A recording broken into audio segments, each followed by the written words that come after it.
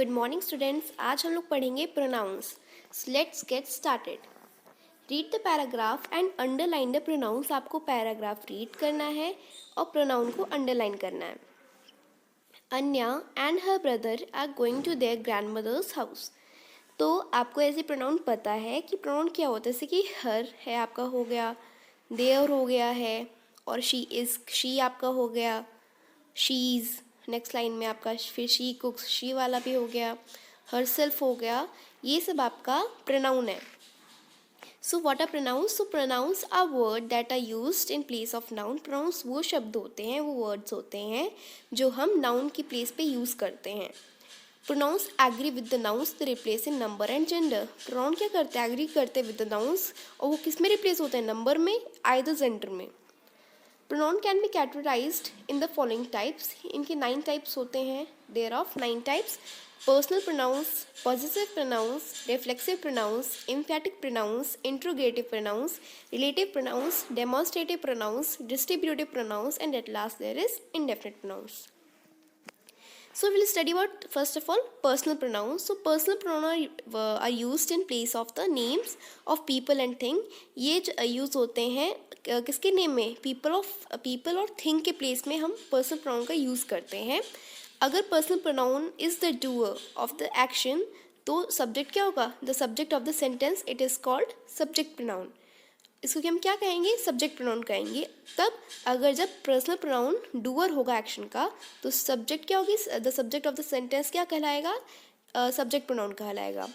अगर pronoun receive करता है एक्शन जो कि डन हो गया है सब्जेक्ट के द्वारा, तो ये ऑब्जेक्ट प्रोनाउन कहलाएगा. जैसे कि दे एग्जाम्पल में बात करी जाए, दे लाइक्ड हर वेरी मच. दे आपका सब्जेक्ट प्रोनाउन होगा, हर आपका ऑब्जेक्ट प्रोनाउन होगा. फिर नेक्स्ट देखिए, she gave the book to him. She subject pronoun, him object pronoun. अभी एक टेबल लिस्ट है पर्सनल प्रोनाउन की. फर्स्ट स्पीकर मतलब first person speaker, second person person spoken to, third person person spoken about. तो इसमें आपके subject pronounce हैं और ऑब्जेक्ट प्रोनाउन है. इसका सिंगुलर फर्स्ट पर्सन का सिंगुलर क्या होगा? आई, और प्लूरल होगा वी. और इसका ऑब्जेक्टिव क्या होगा? सिंगुलर होगा मी और प्लूरल होगा अस. सेकेंड में आपका दोनों में यू होगा. थर्ड में आपका प्लूरल सिंगुलर में ही शी इट होगा, प्लूरल में दे होगा, और ऑब्जेक्ट प्रोनाउंस में हिम हर इट होगा, और प्लूरल में देम होगा. तो ये हमने जाने अभी प्रोनाउंस के बारे में कि व्हाट आर प्रोनाउंस. अब हम इसकी एक एक्सरसाइज देखेंगे. ये है fill in the blanks with correct personal pronouns. आपको करेक्ट पर्सनल प्रोनाउंस से आपको फिल करना है ब्लैंक्स को सारे. Dash are good friends from now on. You and I, me and you, I and you and me. देखिए आप सारे ऑप्शन को लगाएंगे, देखेंगे कि आपको कौन सा सही आ रहा है, और फिर आप खुद समझ में आएगा कि कौन सा सही है, कौन सा गलत है.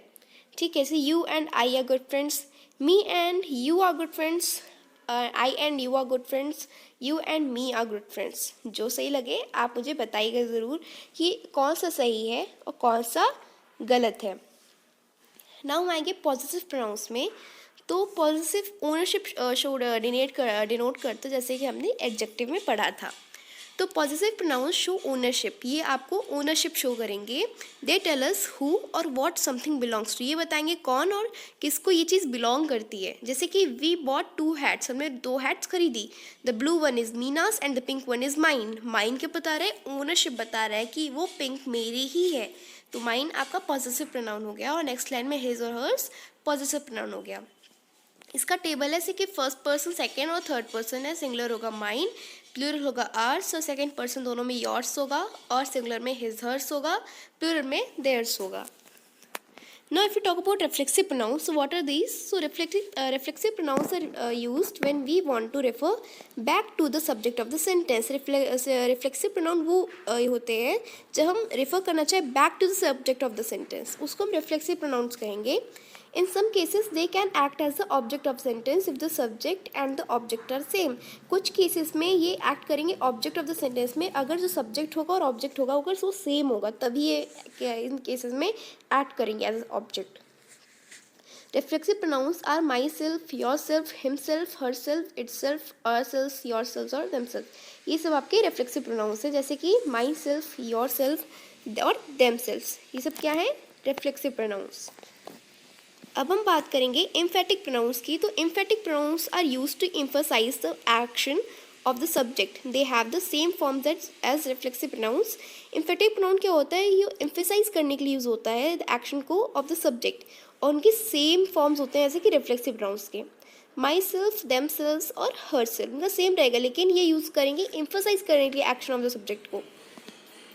नाउ आपको ब्लैंक को फिल करना है। Fill in the blanks with suitable pronouns. I can only help you so much, I can only help you so much. क्या बोल रहा है, I can only help you so much, you have to do the rest.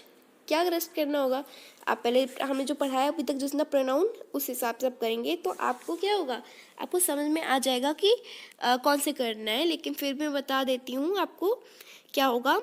ये होगा I can only help you so much, you have to do the rest yourself. ये आपका your self वाला कौन सा है, आपका ये रिफ्लेक्सिव का है, ठीक है। और एम्फसाइज में आपको मैंने डिफरेंस बता दिया था कि एम्फेटिक और उसमें रिफ्लेक्सिव में क्या डिफरेंस होगा। नाउ आइए इंट्रोगेटिव प्रोनाउंस में। तो इंट्रोगेटिव प्रोनाउंस क्वेश्चन को आस्क करने के लिए होते हैं, 5 टाइप्स के होते हैं, हु, व्हाट, विच, हुम और हुज। मतलब कौन, क्या, किसका, किसको, कैसे, मतलब ये सब आपके हु, व्हाट, विच, हुम, हुज होगा। और इसका सी एक्सरसाइज आते हैं, एग्जाम्पल में मैं बताई दी थी आपको, हु, व्हाट, विच, हुम, यही आपके मेनली यही है। और इसमें इंट्रोगेटिव में आपको क्वेश्चन मार्क भी आएगा। Fill the blanks with suitable interrogative pronouns. तो dash will come with me to the market. जैसे कि who will, कौन आएगा, dash are these books, dash are these books। तो आप एक एक करके मिलाएंगे और तब आपको पता चलेगा। ओके तो फिर हमको अब क्या करना है, अब हम चेंज करते हैं पेज। अब क्या है, रिलेटिव प्रोनाउंस। तो relative pronouns are used to refer to nouns mentioned earlier in the sentence. ये रेफर करते हैं नाउन्स को जो कि अर्लियर मेंशन था सेंटेंस में। They also help us join two sentences, और ये हेल्प करते हैं टू सेंटेंस को जॉइन करने में। As either you can say conjunctions too, but conjunction नहीं कहा जा सकता।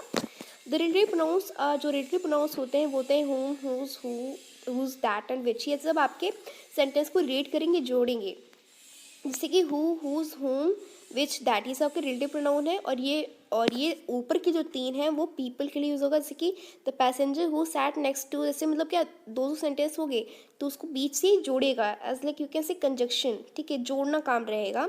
अब विच किस लिए होगा, एनिमल्स और थिंग्स के लिए। जैसे कि the snake which bit with the boy has been caught, जैसे कि, और इसमें का, विच, ठीक है, दो सेंटेंस को जोड़ रहा है। और दैट दोनों पीपल और थिंग्स दोनों के लिए यूज होगा। जैसे कि the people that I met on the way were very friendly.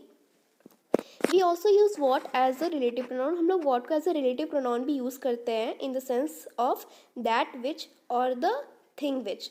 हम लोग वॉट को एज अ रिलेटिव प्रोनाउन भी यूज करते हैं इन द सेंस ऑफ, जैसे कि दैट विच या फिर कहें द थिंग विच। समझ में आपको, इसमें ये बताया जा रहा है। Now come in the exercise D. Fill in the blanks with suitable relative pronoun. मैंने जो आपको suitable relative pronouns बताए हैं उसको आपको fill करना है। The director dash made this film passed away 2 years ago. The director who made, who आएगा।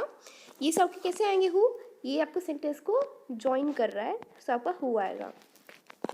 Now हम बात करेंगे omission of relative pronoun की। तो the relative pronoun is omitted if it acts as the object. Relative pronoun omitted होगा जब ये as a object act करेगा। कुछ केसेस में we change the position of the preposition the sentence. कुछ cases में हम लोग प्रीपोजिशन, जो पोजीशन होती है प्रीपोजिशन की, उसे हम सेंटेंस में चेंज कर देते हैं। द बॉय टू हुम आपका हो गया, ये ऐसे टू से अंडरलाइन बताया गया है। The boy to whom you gifted the books did very well in the class, so well in the exams. The boy you gifted the books to did very well in the exam. So the position of the preposition to changes. ऐसे second में भी है with which, और आपको फिर उसमें next sentence में क्या हो जा रहा है, the position of the preposition with changes. Okay ना एक्सरसाइज ये है आपकी, rewrite the following sentences omitting the relative pronounce. आपको फॉलोइंग सेंटेंस को फिर से रीराइट करना है। Change the position of the preposition, और पोजीशन जो होगी प्रीपोजिशन की आपको चेंज करना है। आप पढ़ेंगे आपको कुछ ना कुछ गलती लगेगी और उसी को आपको रीराइट करना है by omitting the relative pronouns. Now come in the demonstrative pronouns. So demonstrative pronouns point to specific people और थिंग। ये आपको पॉइंट आउट करेंगे स्पेसिफिक पीपल या थिंग को, और ये होते हैं this, that, these, those. Adjective में भी यही होता है। ठीक है, this is the boy who is member of the music group, that is the lake where we can go rowing, these cookies are tastier than those in the jar. ठीक है, let's come in the distributive pronouns. So what are distributive pronouns? Basically distributive pronouns are used to talk about people or things as individual members of a pair or of a group.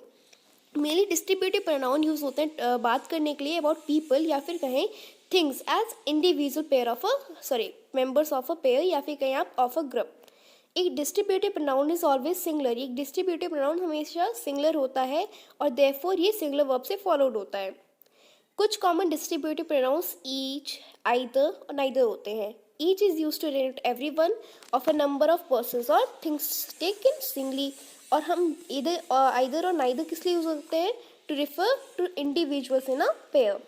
और जब लोग distributive pronouns है कि each, either और neither use करते हैं वो follow होते हैं प्लूरल नाउन से और सिंगुलर वर्ब से.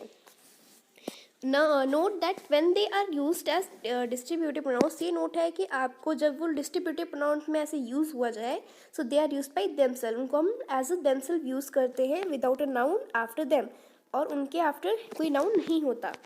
ठीक है, now let's come to the next page. So there is some examples also here. जैसे कि एग्जाम्पल है of the 10 student shortlisted each received an award.